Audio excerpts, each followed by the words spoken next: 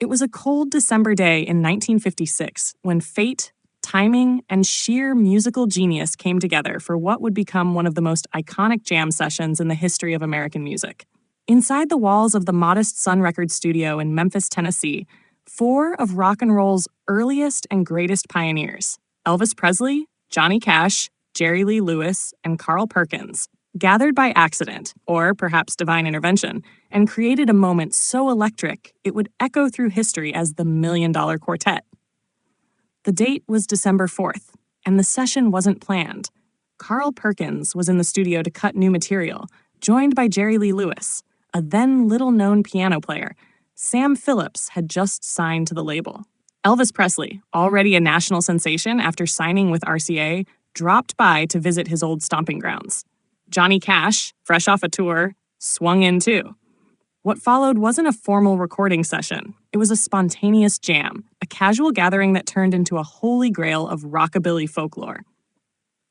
The session was captured, fortunately, thanks to Sam Phillips recognizing the magic happening right before his eyes. He had the tape rolling while the four legends traded gospel tunes, blues standards, and early rock numbers, laughing and harmonizing like old friends at a barbecue.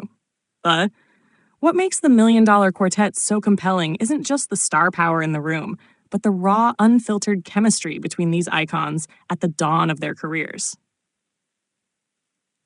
The lineup itself reads like a Mount Rushmore of early rock.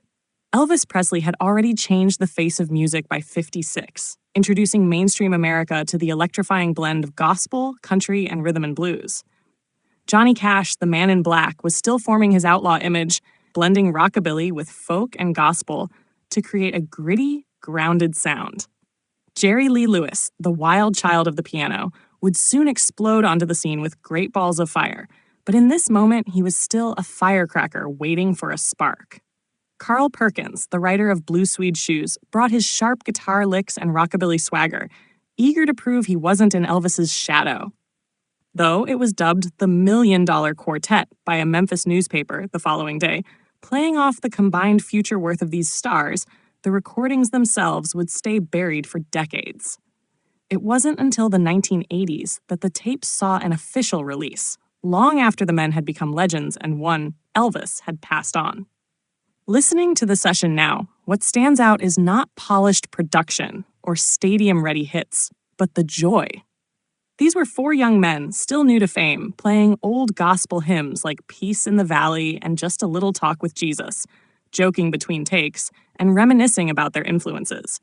It's a time capsule of early rock and roll's spiritual DNA, part church revival, part garage band rehearsal.